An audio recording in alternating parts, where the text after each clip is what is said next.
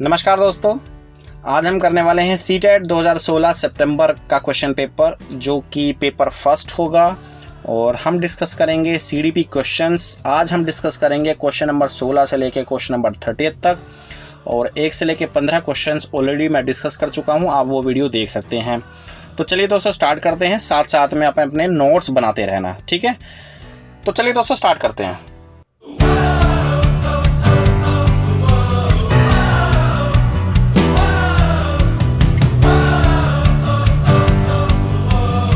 Hello दोस्तों, चलो start करते हैं। जैसे कि मैंने आपको बताया कि भाई 2016 का क्वेश्चन पेपर है पीआरटी लेवल, और सितंबर मंथ में हुआ था। चाइल्ड डेवलपमेंट एंड पैडागोजी के क्वेश्चंस मैं यहाँ पे कराता हूँ। मेरे चैनल पर सारे ही क्वेश्चन पेपर अवेलेबल हैं, ठीक है।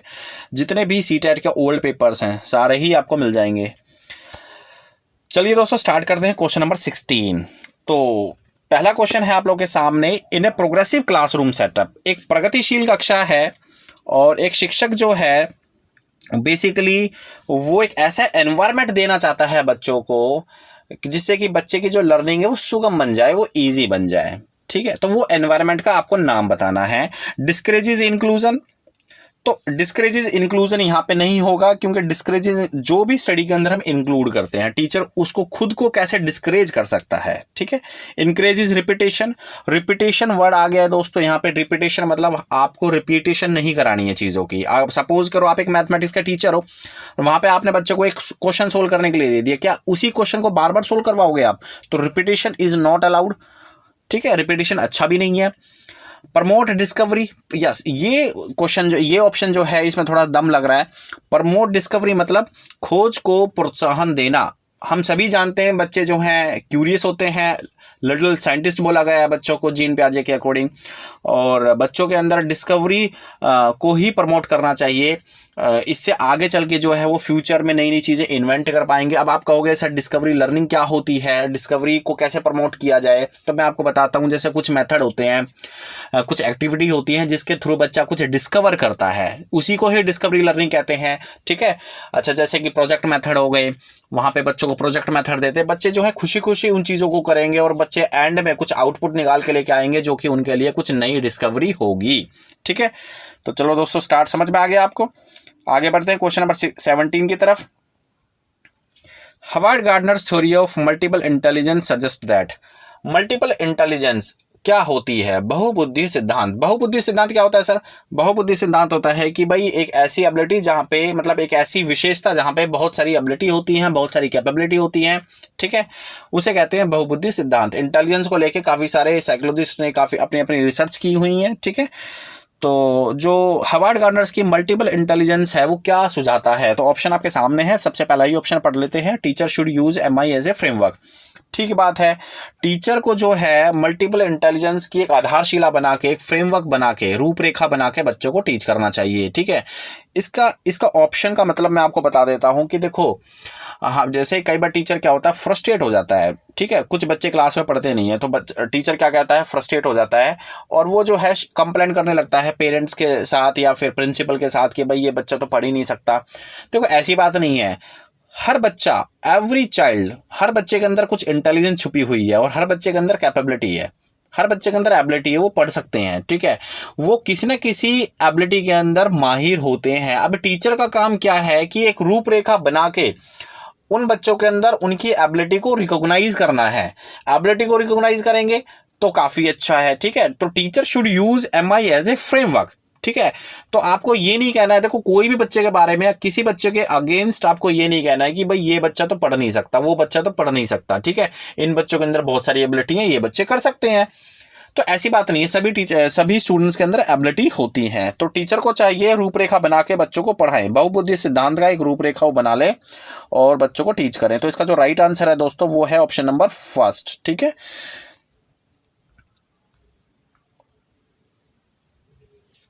मूव करते हैं क्वेश्चन नंबर 18 की तरफ। एक कोई 5 साल की लड़की जो है अपने टी शर्ट के बटन करते वक्त, बंद करते वक्त या टी शर्ट पहनते वक्त जो है वो अपने आप से बात करती है, तो किस व्यवहार को वो प्रदर्शित कर रही है, किस व्यवहार को वो शो कर रही है, ठीक है। तो यहाँ पे दो साइकोलॉजिस्ट के दृष्टिकोण आपको मिलेंगे ऑप्शंस के अंदर। मैं सीधा जो है ऑप्शन के आंसर पर ही चलता हूँ, क्वेश्चन के आंसर पर ही चलता हूँ। फोर्थ देख लें एक बार। जीन पियाजे would explain this as egocentric speech. Jean पियाजे जो है इसको ईगोसेंट्रिक स्पीच कहेंगे, तो बिल्कुल सही बात है, जीन पियाजे ने इसको ईगोसेंट्रिक स्पीच ही कहा है, ठीक है। उसके बाद Vygotsky would explain this as the child attempt to regulate her action. Vygotsky कहेंगे कि भाई वो बच्चा जो है अपने आप से बात इसलिए कर रहा है क्योंकि वो अपने एक्शन को रेगुलेट करना चाहता है, अपने काम को ही एक दिशा देना चाहता है, ठीक है। तो इसको एज ए प्राइवेट स्पीच उन्होंने बोला है, वाइगोत्स्की ने बोला है, ठीक है। देखो दो साइकोलॉजिस्ट के दृष्टिकोण में आपको बता दूं क्लियरली, जीन पियाजे जो है बेसिकली इन्होंने इगोसेंट्रिक स्पीच के ऊपर ज़्यादा जोर दिया कि बच्चा अपने आप से बात इसलिए करता है, बच्चा जो है वो अहम केंद्रित है, ठीक है, वो घमंडी है, ठीक, घमंडी बड़े वाला घमंडी नहीं जो बड़े लोगों में होता है, छोटे बच्चों वाला ही घमंड, ठीक है। अच्छा, उसके बाद ले वाइगोत्स्की कहते हैं कि बच्चे जो है प्राइवेट, ये बच्चे अपने आप से बात इसलिए करते हैं कि वो प्राइवेट स्पीच करते हैं, ठीक है, वो अपने ही एक्शन को रेगुलेट करते हैं। काफ़ी इंपॉर्टेंट क्वेश्चन है, कई बार एग्जाम में आ चुका है। बढ़ते हैं क्वेश्चन नंबर 19 की तरफ। क्वेश्चन नंबर 19 आपके सामने है स्क्रीन पर। ये भी काफ़ी इंपॉर्टेंट क्वेश्चन है और काफ़ी टाइम एग्जाम में पूछा गया है क्वेश्चन अलग अलग तरह के एग्जाम्स में। तो ऑप्शन आपके सामने है, जेंडर क्या है, जेंडर क्या है, ठीक है। तो वो एक इनेट क्वालिटी है या फिर वो सोशल कंस्ट्रक्ट है या बायोलॉजिकल आइडेंटिटी है या फिर साइकोलॉजिकल कंस्ट्रक्ट है। तो बताएं क्या है जेंडर। सबसे पहला ऑप्शन है सहज गुण, कि जेंडर जो है वो सहज गुण है, बिल्कुल नहीं, ठीक है, कि भाई ये तो कोई ऑप्शन से रिलेट ही नहीं कर पा रहा, कोई रीज़न ही नहीं है इसके अंदर कि भाई सहज गुण क्या है जेंडर। देखो जेंडर दो तरह का होता है, फीमेल और मेल, ठीक है, फीमेल और मेल। अब ठीक है, फीमेल और मेल ये तो एक बायोलॉजिकल हो गया, लेकिन एक्चुअली में ये क्वेश्चन जो है ये रिफ्लेक्ट कर रहा है जेंडर स्टीरियोटाइप को, ठीक है, जेंडर स्टीरियोटाइप को, यानी कि जो हमारे लिंग रूढ़िवादिता हैं जो हमारे समाज में एग्जिस्ट हैं। अब समाज के अंदर एग्जिस्ट हैं तो किसने बनाई होगी, समाज ने ही बनाई होगी, ठीक है, हमने बनाई होगी, आप लोगों ने बनाई होगी, सभी ने बनाई होगी। हमारे समाज के अंदर लड़कियों को उनके मुताबिक काम दिया जाता है, लड़कों को उनके मुताबिक काम दिया जाता है। ऐसा क्यों, ठीक है, हमारे समाज में समझा जाता है कि लड़कियां जो हैं फिजिकल एबिलिटी में कम हैं और लड़के जो हैं फिजिकल एबिलिटी में सबसे ज़्यादा हैं। ऐसा क्यों, इसे कहते हैं जेंडर, जो कि एक सोशल कंस्ट्रक्ट है और समाज ने ही बनाया है, ठीक है। तो ऑप्शन है इसका राइट आंसर है सेकंड, एक सामाजिक संरचना है, ठीक है, एक सोशल कंस्ट्रक्ट है। और इसको अच्छे से नोट कर सकते हैं क्योंकि क्वेश्चन जो है काफ़ी बार पूछा गया है टीचिंग एग्जाम्स के अंदर।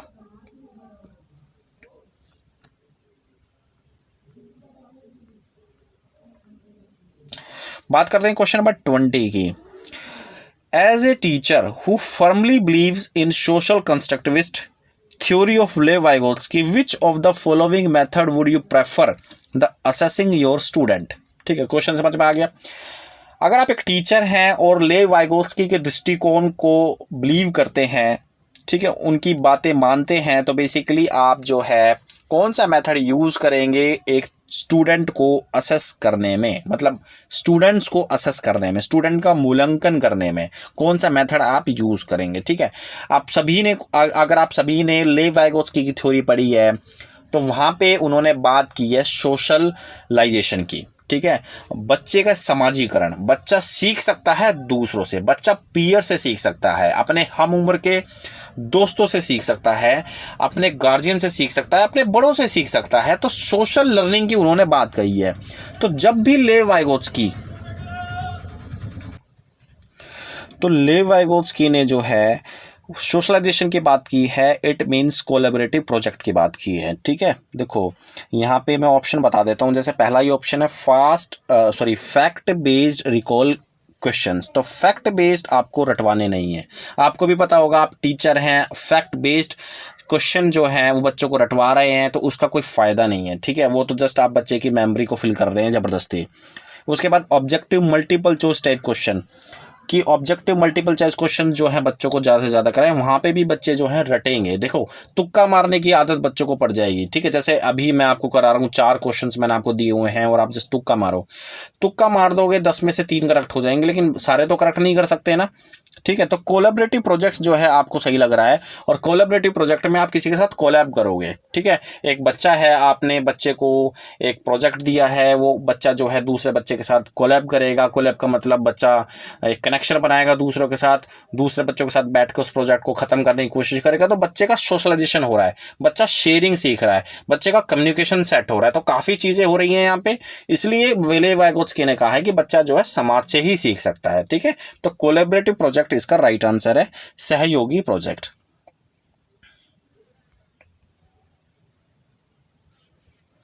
बात करते हैं क्वेश्चन नंबर 21 की।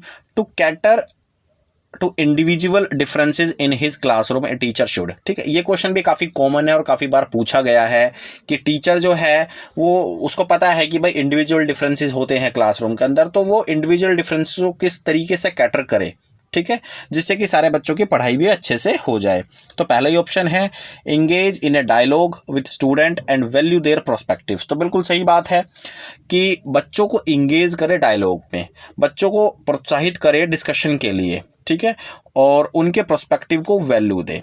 बच्चों से बातचीत करेंगे और उनके दृष्टिकोण को महत्व देंगे, समझेंगे, तभी बच्चे जो है आगे बढ़ेंगे। ठीक बात है। ठीक है सर, आगे चलें। क्वेश्चन नंबर 22 की तरफ देख लेते हैं।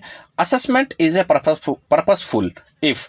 देखो, आकलन उद्देश्यपूर्ण होता है कब होता है? यदि it is done only once at the end of the year. जब इसको एक बार हम जो है बिल्कुल साल के अंत में कंडक्ट करें, तब जो है ये पर्पसफुल होता है। तो बिल्कुल भी नहीं होता। ठीक है, मैं आपको बता दूं कि जो बच्चे एग्ज़ाम देते हैं, बच्चे देखो, बच्चों को नंबर मिलते हैं, तो नंबर से हम बच्चों की क्वालिटी, बच्चे की एबिलिटी को परख नहीं सकते। ठीक है, तो ये बात सही है। उसके बाद second, comparative evaluations are made to differentiate between the students achievements. तो बिल्कुल कंपैरिजन तो आपको करना ही नहीं है। बच्चों का तुलनात्मक परीक्षण आपको कभी भी नहीं करना, बच्चों को कभी भी तोलना नहीं है, आपको बच्चों को कभी भी कंपेयर नहीं करना है दूसरे बच्चों के साथ कि देखो फलाने शर्मा जी का बच्चा जो है 90% मार्क्स ले आया और आप जो है कहाँ पे कहाँ, आप भी 60% मार्क्स पे ही अटके हुए हो, दूसरे बच्चों को देखो। तो ऐसी चीज़ बच्चों को आपको नहीं बोलनी है, बच्चे जो है डिस्करेज हो जाते हैं। Third option, it induces fear and stress among the student. बिल्कुल, जैसे कि असेसमेंट जो है वो बच्चे के अंदर डर जो है, और डर और तनाव बच्चे के अंदर प्रोड्यूस करेगी, इंड्यूस करेगी, तो बिल्कुल गलत बात है। उसके बाद assessment, it serve as a feedback for the student as well as the teacher. देखो, ये मैं कई बार बता चुका हूँ कि असेसमेंट जो है दोनों को ही फीडबैक देता है। ठीक है, बच्चों को इस प्रकार का फीडबैक मिलता है कि उसने कितना सीख लिया, अगर बच्चे जो है इस चीज़ को पॉजिटिवली देखें, और टीचर को भी इस प्रकार का फीडबैक मिलता है कि जो उसने बच्चों को टीच किया है वो बच्चों को कितना समझ में आया है। ठीक है, तो दोनों ही रेसिप्रोकल लर्निंग होती है। यहाँ पे टीचर को भी लर्न करने का मौका मिलता है और बच्चे को भी लर्न करने का मौका मिलता है। अगर असेसमेंट को आप इस तरीके से देखोगे तो काफ़ी अच्छी बात है। ठीक है, उसके बाद मूव करते हैं क्वेश्चन नंबर 23 की तरफ। According to NCF 2005 the role of a teacher has to be. ठीक है, राष्ट्रीय पाठ्यचर्या की रूपरेखा यानी कि NCF 2005 नेशनल करिकुलम फ्रेमवर्क 2005 के अनुसार शिक्षक की भूमिका क्या है? परमिसिव है, ठीक है, परमिशन देने की है, भाई परमिशन दे दिया ओनली। फैसिलिटेटिव है, सुविधादाता है, ऑथोरेटिव है, या फिर डिक्टोरियल है। तो देखो, इसका जो राइट आंसर है वो है आपका फैसिलिटेट। ठीक है, मतलब टीचर जो है एक सुविधादाता के रूप में काम करे, टीचर जो है एक सहायक के रूप में काम करे, टीचर बच्चों को सपोर्ट करे, ये सारी चीज़ें हैं। ठीक है, परमिसिव ऑप्शन यहाँ पे नहीं बन रहा है कि केवल टीचर वहाँ पे इसलिए है कि परमिशन देनी है कि बेटा ये चीज़ ले लो, ये बुक ले लो, ये इस तरीके से समझ लो, ऐसे नहीं है। ठीक है, ऑथोरेटिव कि टीचर का ही सब कुछ काम है, टीचर ही सबको मतलब काम बांटेगा, टीचर ही पढ़ाएगा, टीचर ही ये करेगा, टीचर ही वो करेगा, फलाना ढिमका। तो ऑथोरेटिव भी टीचर नहीं है। डिक्टोरियल की भी टीचर बोलेगा बच्चे लिखेंगे, टीचर बोलेगा बच्चे लिखेंगे, तो बच्चे की नॉलेज कहाँ पे यूज़ हो रही है? तो डिक्टोरियल भी नहीं है यहाँ पे। ठीक है, तो ऑप्शन है यहाँ पे, करेक्ट ऑप्शन है सुविधादाता यानी कि फैसिलिटेटिव।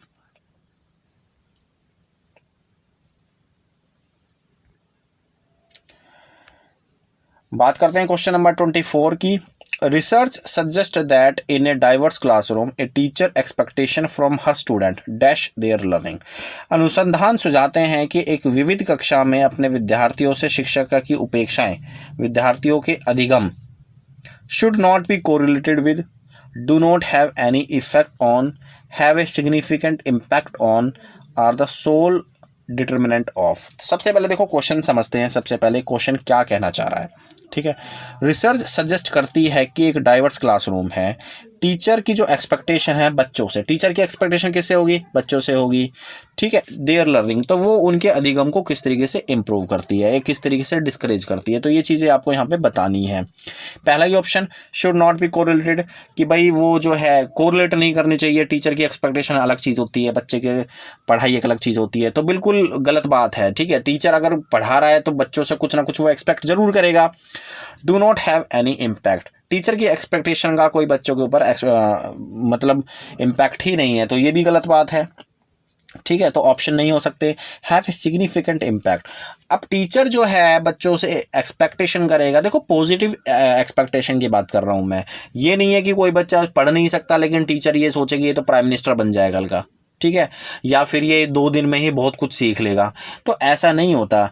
पढ़ाई से ही सब कुछ होता है, टीचर के मार्गदर्शन से ही सब कुछ होता है। टीचर जस्ट मार्गदर्शन करे, टीचर जो है साथ साथ में बच्चों से छोटे छोटे टारगेट बना के बच्चों से एक्सपेक्ट करे कि कोई बच्चा अगर 2 नंबर लेके आ रहा है तो कल को वो 3 नंबर लेके आए, कल को 4 नंबर लेके आए। अब टीचर ही अगर एक्सपेक्टेशन नहीं करेगा तो बच्चे कहाँ से सीखेंगे, बच्चे कहाँ से आगे बढ़ने की बच्चे के अंदर अभी प्रेरणा आएगी, ठीक है। तो इसका जो राइट आंसर है वो है option number 3। Option number 3 is the right answer. बात करते हैं क्वेश्चन नंबर 25 की, तो आपके सामने है इंक्लूजन ऑफ चिल्ड्रन, ठीक है, विद स्पेशल नीड्स। ऐसे बच्चों को जिनको स्पेशल केयरिंग की ज़रूरत होती है, स्पेशल नीड्स की ज़रूरत होती है, ऐसे बच्चों को अगर हम रेगुलर स्कूल सिस्टम के अंदर इंक्लूड कर रहे हैं तो बेसिकली ये क्या इंड्यूस करेगा, ठीक है, इससे क्या हो सकता है। पहला ऑप्शन है will increase the burden on school, school के ऊपर बर्डन इंक्रीज होगा, बिल्कुल गलत बात होती है, फिर वो बच्चे कहाँ जाएंगे पढ़ने के लिए, ठीक है। उसके बाद second, require a change in attitude, content and approach to teaching. Basically ये अगर आप ऐसे बच्चों को इंक्लूड कर रहे हो जिन बच्चों को स्पेशल नीड्स की ज़रूरत है, तो वो बेसिकली उन बच्चों को पढ़ाने के लिए बेसिकली चाहिए कि एटीट्यूड चेंज हो, कंटेंट चेंज हो, अप्रोच टू टीचिंग चेंज हो। मान लो आप एक टीचर हो और आप 20 बच्चों को बैठ के पढ़ा रहे हो, ठीक है, 20 बच्चे जो हैं स्वस्थ हैं तो उनको पढ़ाना बहुत आसान हो जाएगा। लेकिन अगर उन्हीं बच्चों के बीच में एक ऐसा बच्चा बैठा दूं मैं जो कि स्पेशल नीड्स रखता है, जो कि मान लो पार्शियल विजन है जिसका, जो बहुत ही कम देख सकता है, तो फिर आपके लिए चैलेंज हो जाएगा, ठीक है। आप जो करिकुलम 20 बच्चों को पढ़ा रहे थे, क्या वही करिकुलम उस बच्चे को भी पढ़ाओगे? आप जिस मेथड से 20 बच्चों को पढ़ा रहे थे, क्या वही मेथड यूज़ करके उस बच्चे को पढ़ा दोगे? तो आपके एटीट्यूड में, कंटेंट में, टीचिंग अप्रोच में चेंज होना बहुत ज़रूरी है। और ये टीचर के लिए ही नहीं बोल रहा मैं, इनफैक्ट जो अथॉरिटी होती है, जो सारा एजुकेशन शिक्षा बॉडी होती है, वो इस चीज़ को डिसाइड करे कि जो बच्चे स्पेशल नीड्स रखते हैं वो बच्चे कहाँ जाए। अगर आप उनको नियमित स्कूल में पढ़ाने को भेज रहे हो, इंक्लूड करने की कोशिश कर रहे हो, तो उनके लायक कुछ चेंजेस तो हो ना, जो उनके अकॉर्डिंग उनको पढ़ाने में, उनको सिखाने में हेल्प कर सकें उनकी, ठीक है। तो इसका जो आंसर है वो है option number 2। Option number 2 is the right answer. चलिए आगे चलते हैं, क्वेश्चन नंबर 26 देख लेते हैं। Having a diverse classroom with children from varied social, economic and cultural background enriches the learning experiences of all students. This statement is, देखो, विविध प्रकार के सामाजिक, आर्थिक और सांस्कृतिक पृष्ठभूमि के बच्चों से युक्त कक्षा, ठीक है, सभी विद्यार्थियों के अधिक अनुभवों को बढ़ाती है। अब यह कथन क्या कहता है? Correct, because it makes the classroom more hierarchical, ठीक है। Second, incorrect because it leads to unnecessary competition. Third, incorrect because it can confuse the children and they may feel lost. Fourth, correct because children learn many skills from their peers, ठीक है। देखो, सबसे पहले ना question को समझना बहुत जरूरी है, ठीक है। विविध प्रकार के सामाजिक, आर्थिक और सांस्कृतिक पृष्ठभूमि के बच्चों से युक्त कक्षा एक ऐसी कक्षा है जिसमें हर तरह का कल्चर मिल जाएगा, ठीक है। हर तरीके से पृष्ठभूमि से बच्चे आएंगे उस क्लास के अंदर। एक ऐसी कक्षा है जहाँ पे वेरिड प्रकार का कल्चर होगा, ठीक है। तो ऐसी चीज़ें बच्चों के अधिगम के अनुभवों को बढ़ाती हैं। तो ये कथन है, ये एक प्रकार से सत्य है, ठीक है, सही है, क्योंकि बच्चे जो हैं दूसरे बच्चों से सीखते हैं, ठीक है, बच्चे जो हैं दूसरे बच्चों से सीखते हैं, क्योंकि अल्टीमेटली बैठना तो सभी बच्चों को एक साथ ही है।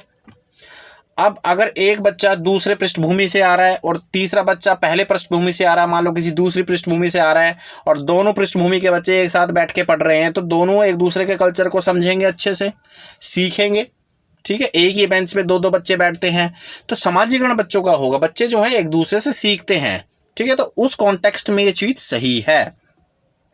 तो इसका जो राइट आंसर है दोस्तों वो है ऑप्शन नंबर 4। बात करते हैं क्वेश्चन नंबर 27 की। A child with hearing impairment, एक बच्चा जो है वो सुनने में असमर्थ है, ठीक है। तो अब उसके मुताबिक आपको यहाँ पे ऑप्शन देखना है, can do very well in regular school if suitable facilitation and resources are provided. पहला ही आंसर करेक्ट हो गया कि एक ऐसा बच्चा है जो सुनने में असमर्थ है और वो नियमित विद्यालय में ऐसे विद्यालय में बहुत ही अच्छा कर सकता है जहाँ पे उसके मुताबिक उसको टीच किया जाए। अभी थोड़ी देर पहले मैं आपको बता ही रहा था, ठीक है। तो उसके मुताबिक उसको फैसिलिटेट किया जाए, जो चीज़ उसको सुटेबल लगे, ठीक है। अब हियरिंग इम्पेयरमेंट वाला बच्चा है, ठीक है। अब सुनने वाली मशीन ही अगर स्कूल में नहीं होगी तो बच्चा सुनेगा कैसे? मान लो बच्चा गरीब है, बच्चा खुद अफोर्ड नहीं कर सकता, बच्चा सुनेगा कैसे? तो ये सारी चीज़ें स्कूल के अंदर होनी चाहिए। आमतौर पे देखा जाता है कि जो रेगुलर स्कूल हैं उसके अंदर ये संसाधन नहीं होते हैं, ठीक है। स्पेशल नीड्स, जिनसे उन बच्चों की स्पेशल नीड्स की जा सके, तो वो संसाधन उनको नहीं मिल पाते हैं, ठीक है। तो उसका जो आंसर है वो फर्स्ट ऑप्शन है। बात करते हैं क्वेश्चन नंबर 28 की। तो 28 आपके सामने है, which of the following is a characteristic of gifted learner. तो निम्नलिखित में से कौन सी विशेषता प्रतिभावान शिक्षार्थी की है, ठीक है। He is a highly temperamental, तो तुनक मिजाज की भाई छोटी छोटी बातों पे झगड़ा कर देना बिल्कुल गलत बात है, ऐसा नहीं होते हैं gifted learner. He engages in ritualistic behaviour like hand flapping, rocking, वह रस्मी व्यवहार करता है जैसे हाथ थपथपाना, डोलना आदि, तो बिल्कुल गलत बात है, छोटी बात है गिफ्टेड लर्नर के लिए। He gets aggressive and frustrated, गलत बात। He can feel under stimulated and bored if the class activities are not challenging enough. यदि कक्षा की गतिविधियाँ उनको चैलेंज नहीं कर पा रही हैं तो बेसिकली वो बोर फील करेंगे, ठीक है, वो उब जाएंगे। तो ये बात बिल्कुल सही है गिफ्टेड लर्नर के लिए। तो गिफ्टेड लर्नर के लिए जो क्लासरूम का जो एनवायरनमेंट है वो चैलेंजिंग होना चाहिए उन बच्चों के लिए जो बच्चे सीखने में बहुत जल्दी माहिर हैं, मतलब जो बच्चे स्पीडली सीखते हैं, ठीक है। अगर क्लासरूम का एनवायरनमेंट ही उनके मुताबिक नहीं है तो वो ऊर्जा विहीन हो जाएंगे और वो अपने आप को बोर महसूस करेंगे क्लासरूम के अंदर। क्वेश्चन 29 देख लेते हैं एक बार। A teacher can enhance effective learning in her elementary classroom. एक शिक्षिका अपने प्राथमिक कक्षा में प्रभावी अधिगम को बढ़ा सकती है। तो बेसिकली किन चीज़ों को यूज़ करके वो अपनी प्राथमिक कक्षा में प्रभावी अधिगम को बढ़ा सकती है? ऑप्शन आपके सामने है, जल्दी से बता दें। इनकरेजेस कंपटीशन, बच्चों के बीच में आप कंपटीशन कराओगे तो बच्चों के अंदर एक जेलसी फैक्टर प्रोड्यूस हो जाएगा, जेलसी फैक्टर बन जाएगा, एक बच्चा दूसरे बच्चे से जलेगा, ठीक है। उसके बाद connecting the content to the lives of the student, मतलब जो विषय वस्तु आप विद्यार्थी को पढ़ा रहे हो वही विषय वस्तु आप जो है विद्यार्थी के जीवन से जोड़ दो, तो बिल्कुल सही बात है, ठीक। आप ऐसी, जैसे मैथमेटिक्स के अंदर कुछ ऐसी प्रॉब्लम्स होती हैं जो मैथमेटिक्स में, जो छोटी कक्षा की बात हो रही है यहाँ पे, जो मैथमेटिक्स में जो रियल लाइफ में भी यूज़ होती है, तो ऐसे विषय वस्तु को अगर आप कोशिश करें कि बच्चे के बाहरी ज्ञान से जोड़ दें, बाहर जो बच्चे के सामाजिक से जोड़ दें, तो बच्चा जो है उस चीज़ को अच्छे से पढ़ सकता है, बच्चा इंजॉय करेगा, ठीक है। उसके बाद मूव करते हैं क्वेश्चन नंबर 30 की तरफ। ऑप्शन आपके सामने है, which of the following statement about children are correct. बच्चों के बारे में निम्नलिखित कथनों में से कौन से सही हैं? तो ऑप्शन आपके सामने है, children are passive recipients of knowledge, बिल्कुल गलत बात है कि चिल्ड्रन जो है वो एक्टिव होते हैं और वो जो हैं अच्छे से सीख सकते हैं, ना कि पैसिव मतलब होता है कि बच्चा आराम से बैठा रहे और जो उसे बताया जा रहा है उसको वो ग्रहण करता रहे। तो पैसिवली रिसिपेंट नहीं होते हैं, एक्टिवली रिसिपेंट होते हैं। उसके बाद चिल्ड्रन आर प्रॉब्लम सॉल्वर्स, बिल्कुल सही बात होते हैं। उनकी जो एबिलिटी होती है वो प्रॉब्लम सॉल्व करने की होती है। चिल्ड्रन आर साइंटिफिक इन्वेस्टिगेटर, बिल्कुल सही बात है। अकॉर्डिंग टू जीन पियाजे चिल्ड्रन जो है वो साइंटिफिक इन्वेस्टिगेटर होता है।